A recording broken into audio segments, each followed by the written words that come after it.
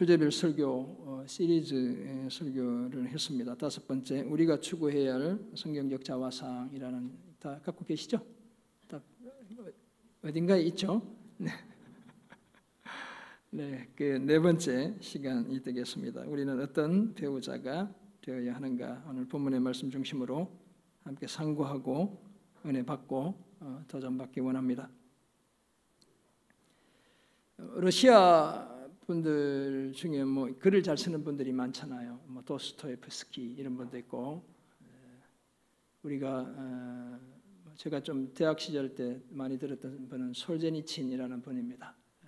문학상, 노벨 문학상도 받게 됐던 그런 분도 있고, 제가 자주 소개하는 분 중에 한 분은 톨스토이이죠. 이 톨스토이가 쓴 소설 중에 크로이체로바 소나타라는 작품의 중편 소설이 있습니다. 베토벤의 바이올린과 피아노를 위한 소나타 제9번, 그 제목이 크로이처거든요. 바로 이 크로이처에서 와서 크로이체로바, 러시아 말로 제가 직접 그 제목을 봤더니 그렇게 기록되어 있더라고요. 크로이체로바 소나타 이렇게 되어 있습니다. 우리나라에서는 이 소설이 저렇게 결혼이라는 제목으로 번역되어 있기도 합니다. 이 소설이 성과 결혼을 다루고 있기 때문에 그렇습니다. 톨스토이는 나이가 들어 온전히 회심하기 전까지 성적으로 아주 문란한 삶을 살았던 그런 인물입니다. 나중에는 막 거룩한 수도사처럼 이렇게 살아갔지만 그 본격적인 회심 이전에 아주 형편없이 돈도 많은 귀족의 자녀였고 형편없이 살았죠. 톨스토이의 아내 이름이 소피아인데요. 이 소피아가 소크라테스의 아내 크산티페, 그리고 모차르트의 아내 콘스탄체 등과 더불어 이 여성들은 불행하게도 세계의 3대 악처라고 불리는데, 이 소피아가 그렇게 불리는 데는 다 그만한 이유가 있었던 것이죠.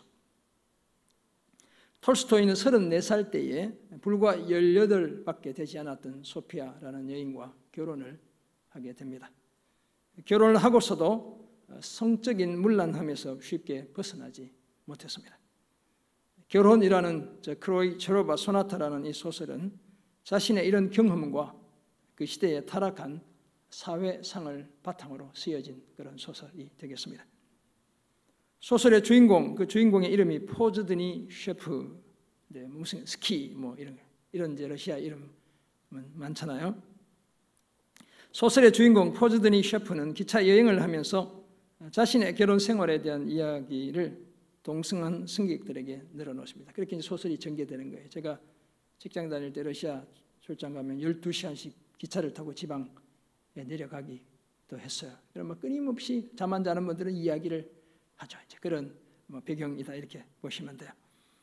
방탕하게 살면서도 자신의 아내가 바이올린 연주자인 트루하체프스키라는 사람과 베토벤의 이 크로이처 소나타를 연주하는 모습을 보며 질투를 느끼고 불륜을 의심하게 되었습니다.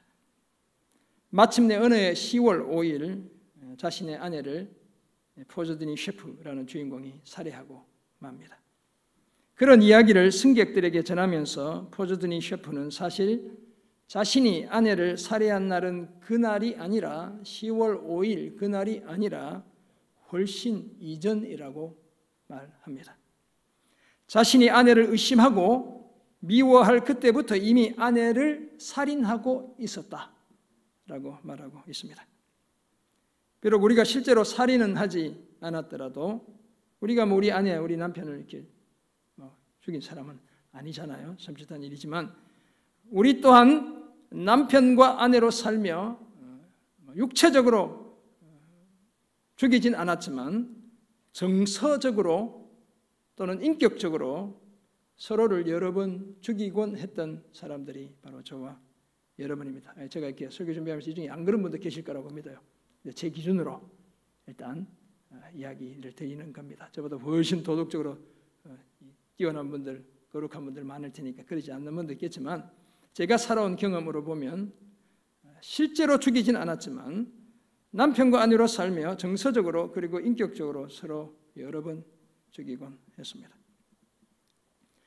미움과 원망과 분노의 마음을 거두지 못한 채 여러 날을 그냥 지낸 적이 한두 번이 아닙니다. 몇 날 며칠을 이 남편이 잘못했다고 말하는지 두고 보자, 이 옆에 내가 숙이고 들어오는지 두고 보자, 막 이렇게 지냈던 날들이 뭐 젊은 세대는 모르겠지만 행복하게 잘 사니까 저는 살아오면서 그랬던 것 같아요. 답답한 마음에 친정에 가보신 적 있죠? 친구 집을 찾아간 적도 있습니다. 더러는 홀로 여행을 떠나기도 해보았습니다. 같이 살아야 할지 말아야 할지 고민했던 적은 10손가락으로 꼽아도 다 못 꼽을 정도로 여러 번이었죠. 오늘 보면 에베소서 5장 22절에서 33절은 이런 모습으로 살아가는 우리가 하나님 앞에서 서로에게 어떤 배우자가 되어야 하는지를 말씀하고 있습니다. 먼저 이렇게 남편 떠나보내시고 또 홀로 되시고 이런 분들도 한번 옛 삶을 돌아보면서 우리가 말씀으로 내 자신을 비춰보기 원합니다. 배우자로서 갖추어야 할 성경적 자화상을 보여주고 있는 셈이죠. 예수님과 교회의 관계처럼 그렇게 서로에게 헌신적인 배우자가 될 것을 오늘 본문이 요청하고 있어요. 이 세대, 이 젊은 세대는 오늘 본문 읽으면 막 이렇게 특히 여성분들, 남자들은 사실 더 거부 반응이 일어나야 되는데 일단 표면적으로는 일단 우선 먼저 여성분들이 뭐 이런 본문이 다 있어? 이렇게 생각할 수도 있죠. 하지만 성경은 서로 존경하고 사랑하고 하나 될 것을 당부하고 있습니다. 이런 사실을 말씀하는 오늘 본문을 통해 배우자로서의 성경적 자화상을 갖추기 위해 우리가 힘써야 할 삶의 모습 몇 가지를 발견합니다. 이 전체 제목이 우리가 추구해야 할 성경적 자화상 이렇게 되어 있거든요. 그래서 오늘은 아내와 남편이 갖추어야 할 성경적 자화상, 오늘 본문이 말씀하는 그것이 어떤 것인지 생각해 보는 겁니다. 먼저 아내는 남편에게 복종해야 합니다. 둘째, 남편은 우리 아내를 사랑해야 합니다. 이게 목숨 걸고 사랑하는 거예요. 이 복종보다 훨씬 더 어려운 걸 하나님이 요청하고 있다, 이렇게 보시면 돼요. 그리고 마지막으로 남편과 아내는 하나가 되어야 합니다. 오늘 본문은 성경이 말하는 가정생활 규칙의 한 부분이죠. 에베소서 5장 22절에서 6장 9절은 흔히 말하는 가정생활 규칙 세 가지 범주의 관계에 대해 이야기하고 있습니다. 그래서 아내와 남편, 부모와 자녀, 종과 주인, 이렇게 다 가정에서 벌어지는 그 규칙, 삶에 대한 규칙을 이야기하죠. 그래서 영어로 보면 the household code, 이 코드가 이제 법전이라는 뜻이거든요. 규칙이라는 뜻이고 바로 그렇게 표현하게 돼요. 오늘 본문은 특히 아내와 남편이 서로에게 어떤 배우자가 되어야 하는지를 말씀합니다. 정확히 말하면 하나님이 원하시는 성경적 아내와 남편의 모습을 보여주고 있습니다. 그렇다면 우리 아내와 남편을 향한 하나님의 기대, 남편의 요구, 아내의 요구사항이 들어있는 것이 아니라 하나님의 기대가 이 속에 들어 있습니다. 크게 세 부분으로 나누어 볼 수 있는데요. 먼저 아내는 남편에게 복종하기를 죽게 하듯 해야 합니다. 22절이 그 사실을 말씀하고요. 둘째는 남편은 25절 보면 아내 사랑하기를 그리스도께서 교회를 사랑하시고 그 교회를 위하여 자신을 주심같이 해야 합니다. 그리고 31절에 따르면 교회와 그리스도가 하나이듯 남편과 아내가 서로 온전히 하나가 되어야 합니다. 이 사실을 좀 더 구체적으로 살펴보도록 하겠습니다. 배우자로서 바람직한 성경적 자화상을 갖추기 위해 먼저 아내는 남편에게 어떻게 해야 한다고요? 복종해야 합니다. 영어로 제가 submit라고 이렇게 적어보았어요. 아내와 남편, 곧 부부관계에 대전제가 있습니다. 그것은 바로 상호성이죠. 이 복종이라는 것이 일방적인 것이 아니고 사실 상호적이어야 한다, 이렇게 이해할 수 있습니다. 어디에서요? 5장 21절입니다. 바울은 오늘 본문 직전인 에베소서 5장 21절에서 이렇게 말씀하고 있죠. 그리스도를 경외함으로 어떻게 하라고요? 피차 복종하라. 이 복종의 상호성, 한쪽만 복종하는 것이 아니라 관계를 맺는 사람들, 양 당사자가 피차 서로 복종할 것을 요청하고 있습니다. 이 상호성의 원리가 부부 관계뿐만 아니라 부모와 자식 관계, 종과 주인의 관계까지 확장되죠. 사실 이 요청은 편지가 쓰여지던 2000년 전 그 시대상으로 보면 아주 파격적인 요청이죠. 그때는 주종관계, 상명하복, 아내는 남편을 따라야 되는 이런 관계 속에서 피차 복종하는 관계를 요청하고 있죠. 사회적 통념을 뛰어넘는 파격적인 요구에 해당한다, 이렇게 이해할 수 있겠습니다. 그 상호성에서 출발해서 바울은 먼저 아내에게 5장 22절에서 이렇게 말씀하고 있습니다. 아내들이여 자기 남편에게 복종하기를 어떻게 하라고요? 죽게 하듯 하라. 부담스럽죠? 자기 남편에게 복종하기를 죽게 하듯 하라. 아멘이시죠? 아닙니까? 네, 아멘 안 하고 싶으셔요? 네, 자기 남편에게 복종하기를 죽게 하듯 하라. 아멘. 아무도 안 하시네. 네, 큰일 났네. 네. 사실 뭐 걱정할 거 없습니다. 헬라어 성경에는 복종하라는 말이 없어요. 그래서 아마 여러분이 다 아시고 아멘 안 하시는 것 같은데, 헬라 성경을 보면 이렇게 되어 있어요. 아내들이여 죽게 하듯 자기 남편들에게. 제가 이제 성경을 연구하면서 봤더니 진짜 없어요. 그냥 아내들이여 죽게 하듯 자기 남편들에게. 근데 이렇게 되어 있지만 21절에 무슨 단어가 이미 나왔어요. 피차 뭐 하라고요? 복종하라. 그래서 연결해서 영어 성경이든 우리 한글 성경이든 복종하라는 말을 넣어서 번역하고 있는 겁니다. 여기서 복종은 굴종을 말하는 것이 아닙니다. 어떤 남편이 돈 많이 벌어오고 힘이 세니까 그냥 수그러드는 이런 게 아니고 자발적인 헌신과 존경을 가리키죠. 그리고 복종해야 하는 이유가 23절에 기록되어 있습니다. 이는 남편이 아내의 머리됨이 그리스도께서 교회의 머리됨과 같음이니 그가 바로 몸의 구주시니라. 아멘. 사도 바울의 이 위대한 표현들 때문에 제가 설교 준비하면서 엄청 은혜와 도전을 받게 돼요. 가정에서 남편의 머리됨은 가정 안에서의 권위에 대한 일종의 질서를 나타내는 겁니다. 잘나고 못나고 이런 것이 아니라 질서를 세우는데 필요한 하나님의 요구 사항이죠.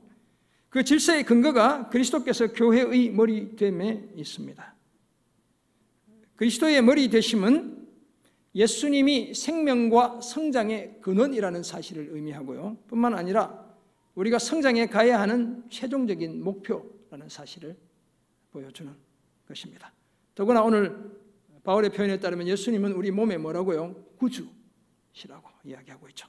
우리 몸을 살리는 분, 교회인 저와 여러분을 구원에 이르게 하는 구세주라고 말씀하고 있습니다.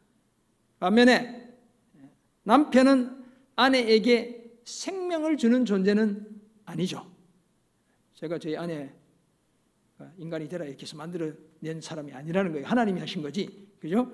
아내의 성장의 최종적인 목표도 제가 아닙니다. 저희 아내가 저만큼 자라는 것이 목표가 아니라 그리스도의 장성한 분량이 충만한 데까지 자라는 것이 목표죠. 더구나 남편은 아내의 구원자가 될 수가 없죠. 구원자는 우리 주님 한 분이기 때문에. 그럼에도 남편은 하나님께서 정하신 가정에 대한 특별한 의무와 책임을 가진 존재입니다. 따라서 가정을 세우는 일에 솔선수범하며 희생해야 하는 것이죠. 아내들은 그런 남편의 리더십, 곧 오늘 본문에 따르면 머리됨을 인정해야 한다고 말씀해 주고 있습니다. 그러므로 아내는 교회가 그리스도에게 하듯 범사에 24절 보면 그렇게 되어 있죠. 범사에 자기 남편에게 복종하라고 요청하고 있죠. 가정 안에서 모든 일에 대해 마음에 드는, 내 마음에 쏙 드는, 내가 동의되는 그런 일들 뿐만 아니라 그렇지 않은 일들에게까지도 일에 있어서도 남편에게 복종하라고 이야기하고 있죠. 그러므로 때로는 쉽게 동의되지 않는 일에 대해서도 남편의 머리됨을 인정해 주어야 합니다. 아내의 진심 어린 인정과 칭찬이 우리 남편의 어깨에 날개를 달아주는 거예요. 네. 여러분 한번 연습해 보셔요. 남편들은 아내의 인정만으로도 세상을 얻은 것 같은 자부심을 가지고 살아가게 되죠. 밖에서 이렇게 모든 사람이 나를 적대시해서도 집에 와서 우리 아내가 그래 당신 정말 잘한 거야. 최선을 다한 거야. 당신이 최고야. 이렇게 한마디만 해주면 날개를 단다니까요. 네. 그 인정 때문에 목숨 걸고 아내와 식구들을, 가정을 지켜 나가게 되는 겁니다. 사랑하는 성도 여러분, 하지만 남편에 대한 아내의 복종은 남편과 아내의 주종 관계를 말하는 것이 아닙니다. 혹시 설교 듣고 가서 오늘 목사님이 복종하라고 했잖아, 이렇게 얘기하면 안 된다는 거예요. 가정을 건강하게 세우고 평화롭게 지키기 위한 질서와 리더십에 관해 하나님이 정하신 규정이죠. 이런 관계는 남편의 일방적인 요구에 의해 이루어질 수 있는 것이 결코 아닙니다.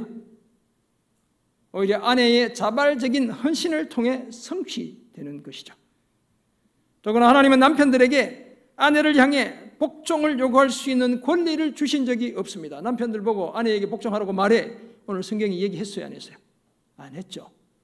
하나님이 아내들에게 들려주시는 요청이고 명령이지 남편들이 이걸 가지고 아내들에게 요구할 근거가 되지 않는다는 겁니다. 남편에 대한 아내의 복종은 하나님 앞에서 살아가는 아내들의 거룩한 의무로 주신 겁니다. 아내는 남편의 권위를 존중하고 사랑으로 순종해야 할 거룩한 의무를 하나님 앞에서 가졌죠.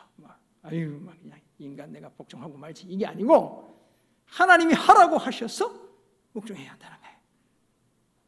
하나님은 아내의 복종을 통해 타락한 이후에 아내는 남편을 통제하려 들고 남편은 아내를 다스리려 하는 그 갈등 관계가 완전히 해소되길 원하신 겁니다. 타락의 큰 폐해 중에 여러 가지 있지만 죽음이 찾아왔고 노동의 의미가 빛이 발하게 됐죠. 고통이 더해지고, 그 다음에 아내와 남편의 관계가 어려우신 거예요. 해산의 고통이. 그 중에 하나가 해소되길 주님이 기대하시고 이런 명령을 주시는 거예요. 그러므로 아내는 자발적으로 남편에게 복종해야 합니다.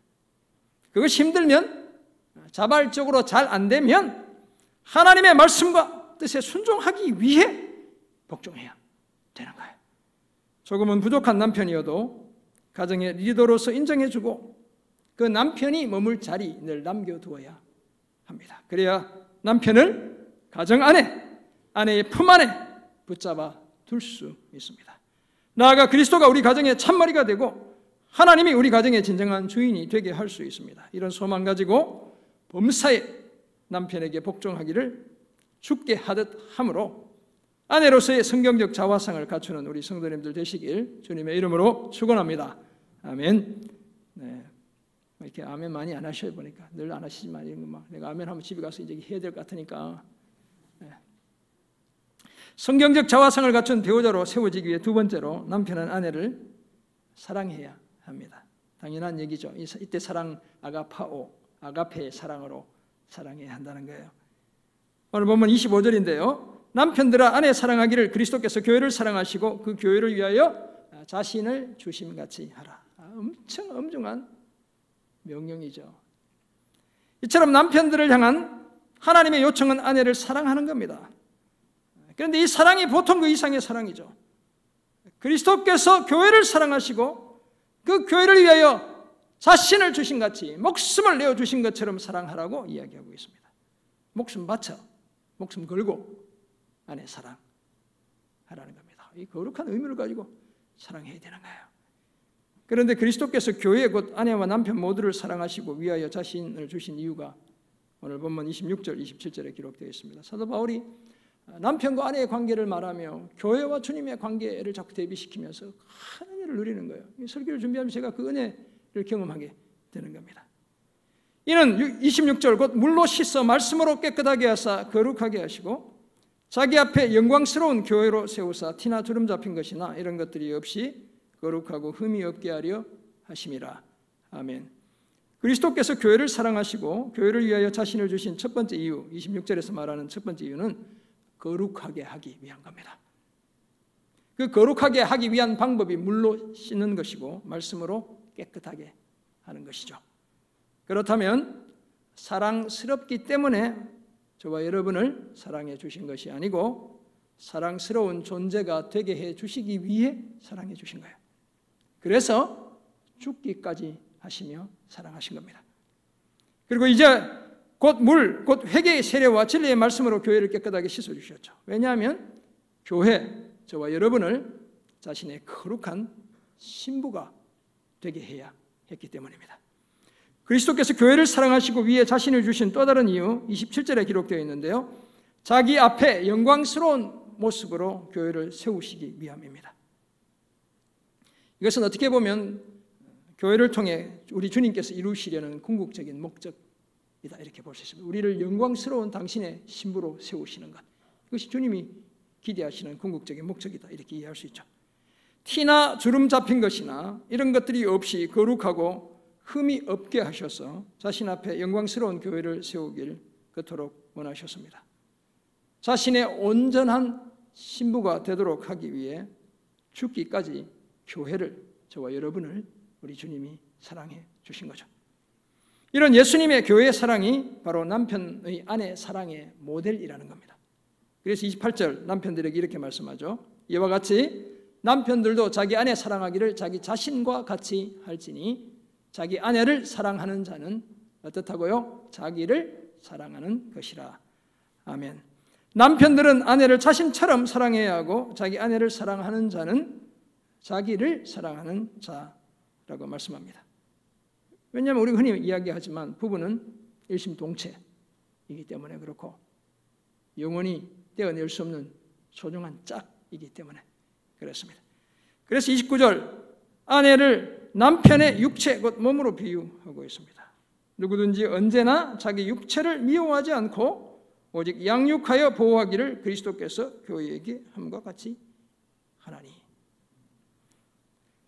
언제나 누구든지 자기 육체를 미워하지 않는다고 말씀하죠. 무책임하게 자기 몸을 방치해 두는 사람 우리 중에 아무도 없습니다. 오늘 다 옷 잘 차려입고 오셨죠? 예쁜 옷, 그중에 깨끗한 옷, 깔끔한 옷, 이 날씨에 잘 어울리는 옷 찾아가지고 입고 오셨죠? 내 몸은 잘 이렇게 간수하고 있는 거예요. 그죠? 그걸 보시면서 화장 이렇게 좀 가려줘도 입술은 대충 바르고 오셨을 것 같고, 그래도 눈 화장 이렇게 하고 예쁘게 하고 오셨죠? 내 몸을 잘 아끼고 지키는 거죠. 만약 그러지 않고 그냥 대충 나왔으면 빨리 병원 한번 가보셔야 돼. 내 상태를 점검받아야 될 필요가 있는 거예요. 오히려 양육하고 보호하기를 그리스도께서 교회에게 함과 같이 하죠. 그렇게 자기 몸을 아끼는 겁니다. 남편들이 아내를 그렇게 아껴야 한다고 말씀하고 있죠.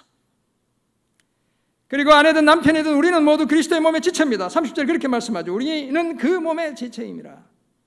서로에게 그러므로 꼭 필요한 존재이죠. 서로 사랑하고 돌봐야 하는 그런 존재입니다.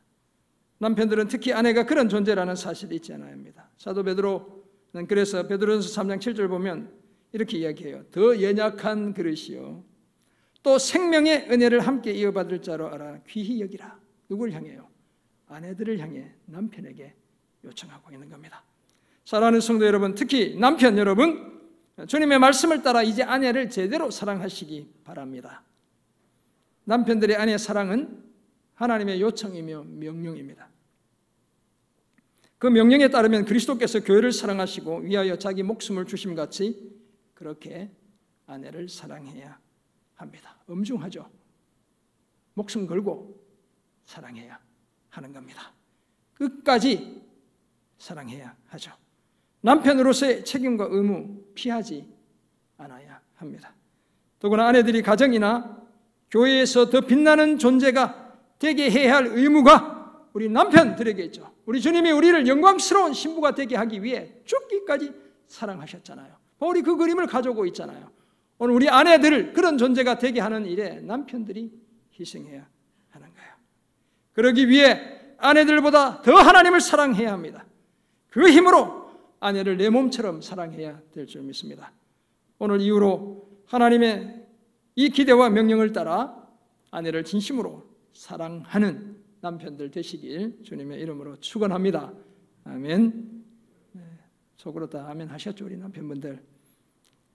성경적 자화상을 갖춘 배우자가 되기 위해 마지막으로 남편과 아내가 하나가 되어야 합니다. 제가 영어로 이제 3가지 적어봤는데요. submit, 이제 복종하라, love, 사랑하라, 그다음에 하나 되라, unite, 연합하라, 이런 뜻이거든요. 그 사실을 말씀하는 오늘 본문 31절입니다. 그러므로 사람이 부모를 떠나 그의 아내와 합하여 그 둘이 한 육체가 될지니. 창세기 우리가 잘 아는 2장 24절의 말씀을 인용하고 있습니다.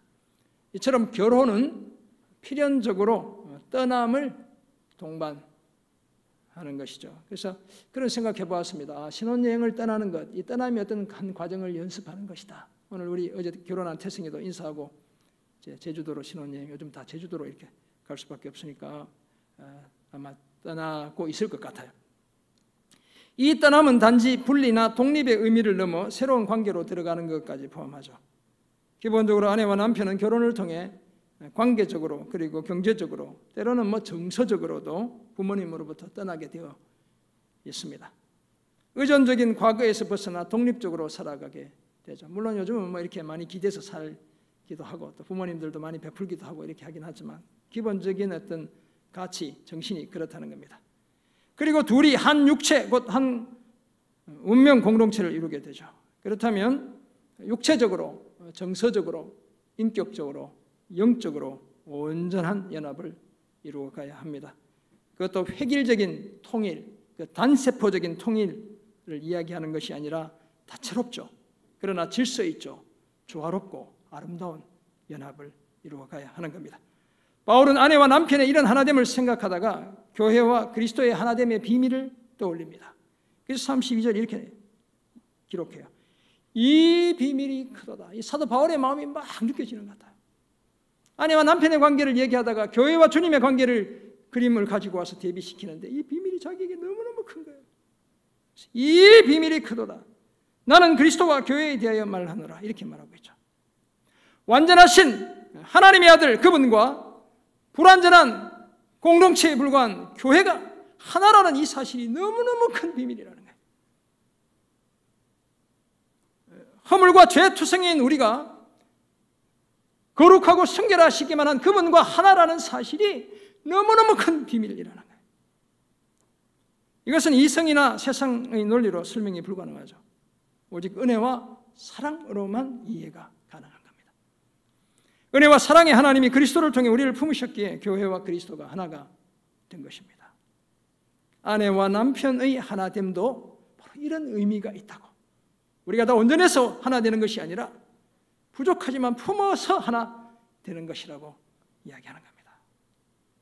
전혀 다른 배경과 문화에서 자란 두 사람이 만나 가정을 이루어간다는 것 결코 말처럼 쉬운 일이 아닙니다. 그래서 교회에서 오랫동안 보고 지냈던 선남 선녀들이 만나 결혼하는 게 가장 안전해. 제가 보기에.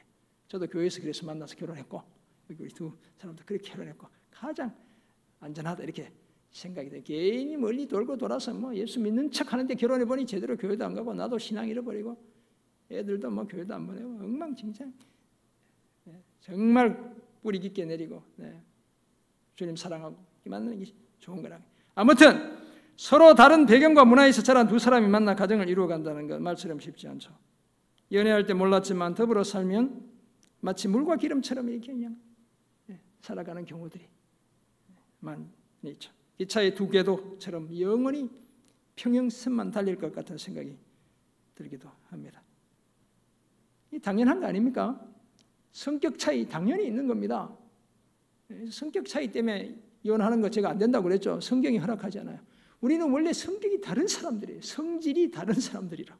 그 사람들이 어울려 온전한 하나를 이루어가는 게 이게 결혼인 거예요. 그래서 이혼 사유 중에 가장 많은 게 성격 차이인데 이게 진짜 말도 안 되는 이야기인 거예요.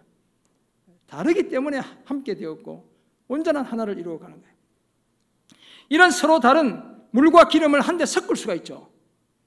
그 역할을 하는 것이 바로 계면활성제, 계면활성제라는 겁니다. 이 계면활성제는 대표적으로 어디에 많이 들어있습니까? 우리가 흔히 쓰는 비누, 세제에 많이 들어있죠. 그래서 우리 피부의 때가 잘 벗겨지게 하는 이유가 바로 잘 뭉쳐지게 하기 때문에 물로 씻어내면 이렇게 잘 벗겨지는 겁니다. 그죠? 기름도 잘 닦아낼 수 있는 게 바로 이 계면활성제가 잘 엮여지게 하기 때문에 잘 씻어낼 수 있는 거예요. 마요네즈에 뭐가 그런 역할을 합니까? 마요네즈 만들어 보신 분, 계란의 노른자가 바로 그 역할을 합니다. 그래서 식초와 기름이 잘 섞여서 이렇게 쿡 찍어 먹고 싶은 마요네즈가 되는 거예요. 그런데 서로 다른 우리가 아내와 남편으로 만나 온전히 하나 되도록 계면활성제 역할을 해주는 분이 한 분 계시죠. 누굴까요? 예수 그리스도입니다. 그리고 예수님이 보내시는 성령께서 그 일을 도와줍니다. 물과 기름 같은 아내와 남편을 그리스도 안에서 한 몸이 되게 하고 서로 지체가 되게 한다고 사도 바울이 로마서 12장 5절에서 말씀하고 있어요. 주님 안에서 한 몸이 되게 하는 겁니다. 에베소 4장 3절에서는 평안에 매는 줄로 성령께서 하나 되게 해주신다고 말씀하고 있어요. 서로 다른 것이 톱니바퀴처럼 맞물려 온전한 연합을 이루게 합니다. 그래서 주님이 하나님이 짝지어 주셨기에 사람이 결코 나눌 수 없다고 말씀하셨습니다. 바울은 아내와 남편이 이렇게 하나 될 것을 요청한 다음 결론적으로 이렇게 말하고 있죠. 33절인데요. 그러나 너희도 각각 자기 아내 사랑하기를 자신같이 하고 아내도 자기 남편을 존경하라. 아멘. 남편은 각각 자신의 아내 사랑하기를 자기를 사랑하는 것처럼 해야 하고 아내는 남편을 존경해야 합니다. 이때 존경은 좀 무거운 말이 사용되고 있어요. 헬라어로 보면 포베오라는 단어인데 이건 fear, 두려워하다는 단어가 여기에 사용되고 있단 말이죠. 그만큼 무겁게 여기며 남편을 존중할 것을 요청하고 있습니다. 사랑과 존경의 상호성이 계속 유지될 때 성경적 배우자로서의 자화상을 아내와 남편 모두 함께 갖추어 갈 수 있기 때문이죠. 사랑하는 성도 여러분, 아내와 남편이 진정한 연합을 이루는 것이 창조의 질서 속에 드러난 하나님의 뜻입니다. 그리고 교회의 연합은 가정 안에서의 연합이 전제되지 않으면 사실 불가능합니다. 그래서 교회 나오실 때 조금 언짢아도 제발 싸우지 말고 서로 양보하고 참아주고 나오시기 바랍니다. 집에서 풀지 못했던 문제들 다 풀고 따뜻한 마음으로 손잡고 이렇게 나오시면 좋겠어요. 만약 그러지 않고 그냥 교회 나왔으면 거룩한 척하면 허울뿐인 위선이고 외식에 불과하죠. 그런 모습으로는 하나님을 결코 기쁘시게 해드릴 수 없습니다. 그러므로 아내와 남편 사이에 하나됨을 방해하는 요소들이 무엇인지 정직하게 직시할 필요가 있습니다. 때로는 confrontation이라고 하거든요. 대면할. 도대체 뭐가 문제인지를 한번 점검해 볼 필요가 있는 거예요. 아내를 사랑하지 않는 남편 때문이라면 이제 남편들은 그 사랑을 회복해야 될 줄 믿습니다.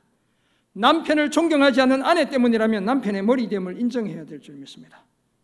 우리 남편들은 섬세하고 예민한 아내들을 너그러운 마음으로 품어야 하는 겁니다. 우리 아내들은 실수투성이인, 저도 실수가 참 많은 사람이에요. 제 아내가 다 품어줬기 때문에 지금까지 같이 사는 거예요. 실수투성이인 남편을 다시 한 번 더 용납해 주어야 합니다. 그것도 내 힘으로 불가능하죠. 하나님이 공급하시는 힘으로 그렇게 해야 합니다.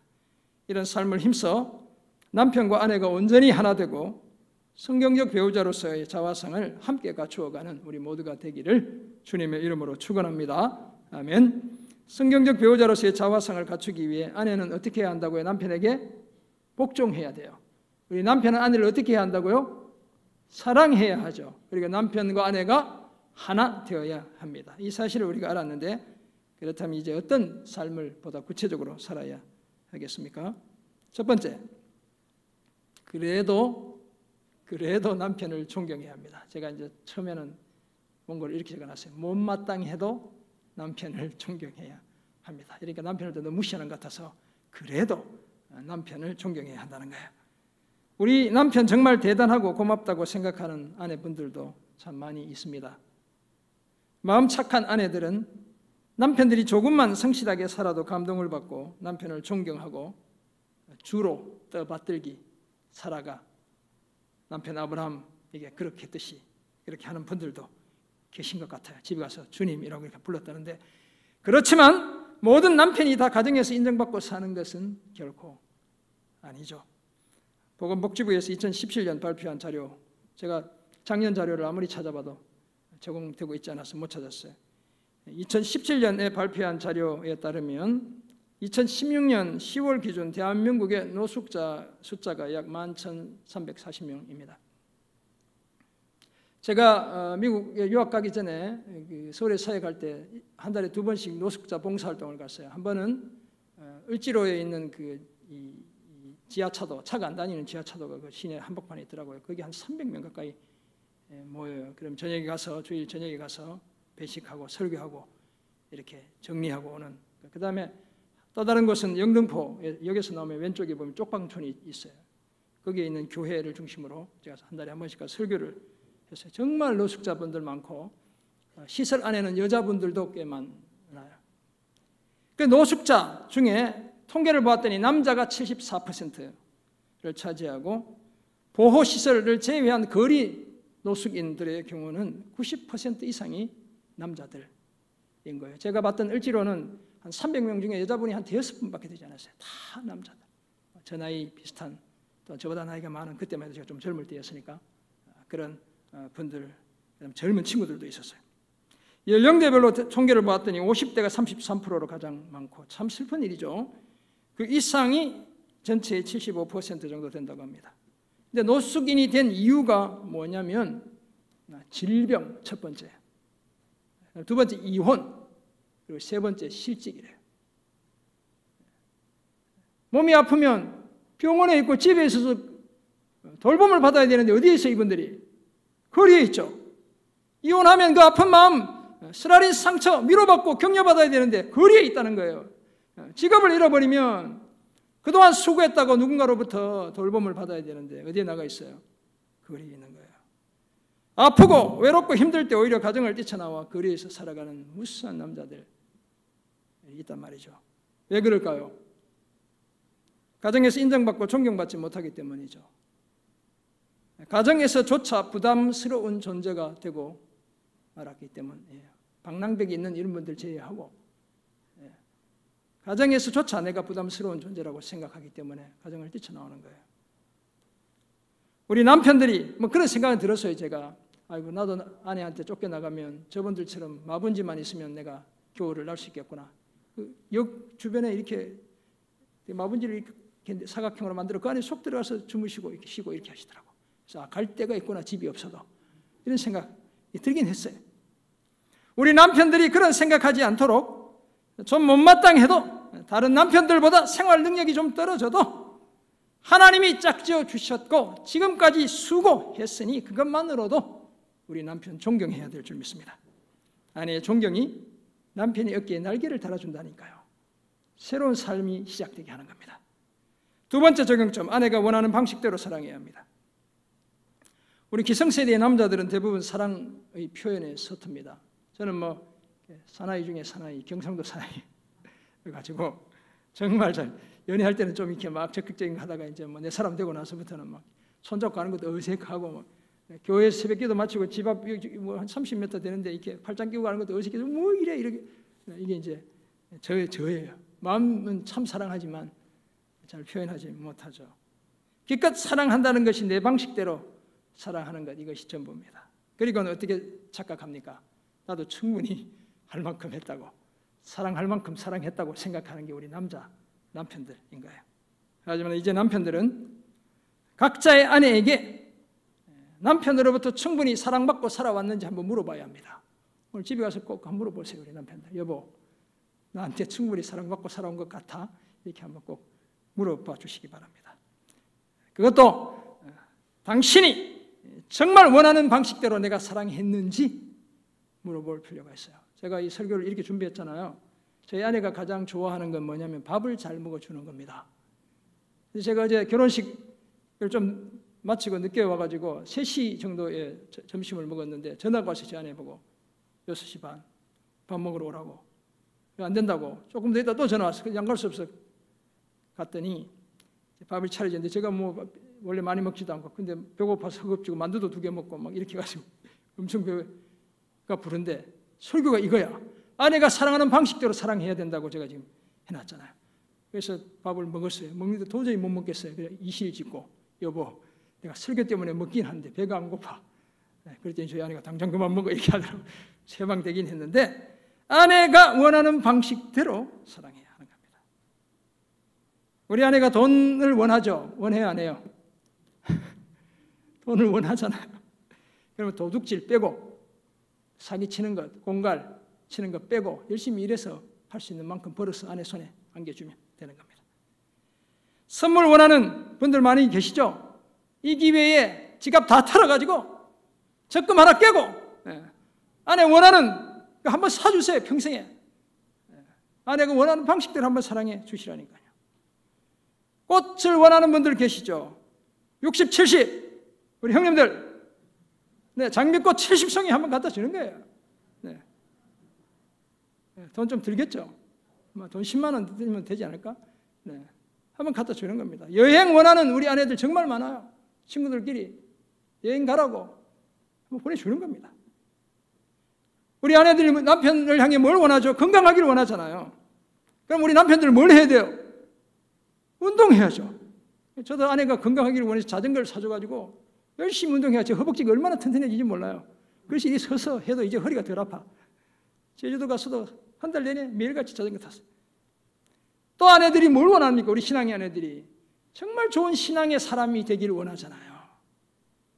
하나님이 기뻐하시는 멋진 신앙의 남편 되어주는 겁니다. 내 방식대로의 사랑은 이제 그치고 아내가 원하는 방식대로 사랑하기 위해 힘쓰는 그런 남편들 되시기를 주님의 이름으로 부탁합니다. 아멘. 남편들 아멘 안 하시네. 네, 큰일 났네. 지난 5월 9일은 미국에서 어머니의 날입니다. 미국은 어머니의 날 마더스데이가 5월 둘째 주 주일입니다. 해마다 똑같은 우리는 5월 8일이지만 미국 사람들은 주일날 지키는데 그날 미국에서 얼마 전 27년간의 결혼 생활에 종지부를 찍고 이혼을 선언한 빌 게이츠 가족, 우리가 MS사의 사주였던 창업자였던 빌 게이츠 아시잖아요. 그 가족의 사진 한 장이 큰 관심과 주목을 받게 되었습니다.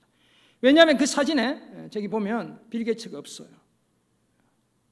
빌 게이츠의 큰딸인 제니퍼가 자신의 인스타그램에 올린 가족 사진이었는데 어머니 멀린다, 그 다음에 남동생 로리가 있고 여동생 피비 이렇게 네 사람만 나온 사진이었어요. 그래서 사진과 함께 이런 글을 올렸죠. 우리의 여왕, 영웅, 엄마. 영어로 제가 보았더니 이렇게 되어 있어요. Our Queen, Hero, Mom. 그리고 옆에다가 Every Day, 날마다 이렇게 적어놨어요. 대단한 딸이죠. 엄마가 그렇게 소중한 존재라고 이야기하고 있는 겁니다. 과거에 제니퍼는 단 한 번도 가족 사진을 올리며 아빠 빌 게이츠를 빼고 올린 적이 없다고 해요. 국내 한 언론은 이 기사를 전하며 제목을 이렇게 잡았습니다. 그래서 제가 이걸 캐치한 겁니다. 재산 140조면 뭐하나? 빌 게이츠 딸 아빠 뺀 가족 사진 올려. 우리 신문이 이렇게 기사를 따왔다고요. 마이크로소프트사의 창업자로 돈은 세상에서 두 번째라면 서러울 정도로 많이 가졌죠. 5손가락 안에 세계에서 드는 부자예요. 주식 가격이 왔다 갔다 함에 따라서 이렇게 순서가 왔다 갔다 하잖아요. 이 돈을 수십조를 세상의 약자들을 위해 기부한 사람이 빌 게이츠이기도 해요. 그 아내와 함께 그렇게 했죠. 하지만 결과적으로는 가정 하나 제대로 건사하지 못하는 남편이 되고 말았습니다. 그래서 자녀들로부터도 외면받는 그런 아빠가 되고 말았죠. 아내를 목숨 걸고 사랑하는 것과는 거리가 먼 남편이죠. 가정의 하나됨을 지켜내지 못한 남편이 된 것은 두말할 필요가 없습니다. 사랑하는 성도 여러분, 남편과 아내 관계의 원리를 제정하신 분이 우리 하나님인 겁니다. 하나님이시죠. 그러므로 무엇보다도 남편과 아내 모두 1차적으로 복종해야 할 가장 근본적인 복종의 대상은 하나님인 겁니다. 남편도 아내도 하나님께 복종해야 우리가 아내 죽도록 사랑할 수 있고 남편에게 복종할 수 있는 거예요. 또한 서로에 대해 그리스도를 경외함으로 피차 복종해야 합니다. 성경적 자화상을 갖추기 위해 아내들은 남편에게 복종하는 삶을 계속 이어가야 하고 남편들은 목숨 걸고 끝까지 아내 사랑해야 합니다. 이런 존경과 사랑을 통해 진정한 하나됨을 이루어가야 합니다. 아내들은 다소 못마땅한 남편도 그래도 존경해야 하고 남편들은 아내가 원하는 방식대로 돈 좀 많이 들더라도 아내가 꼭 원하는 방식대로 시간이 좀 많이 들더라도 꼭 원하는 방식대로 사랑해야 합니다. 이런 삶을 통해 존경과 사랑으로 하나 되는 성경적 아내와 남편이 되시기를 주님의 이름으로 축원합니다. 아멘. 기도하겠습니다. 하나님 아버지, 오늘 주신 말씀 기억합니다. 함께 주님 기뻐하시는 성경적 아내와 남편으로서의 자화상을 갖추어가는 저희들 다 되게 도와 주옵소서. 감사드리며 존귀하신 예수 그리스도의 이름으로 기도드립니다. 아멘.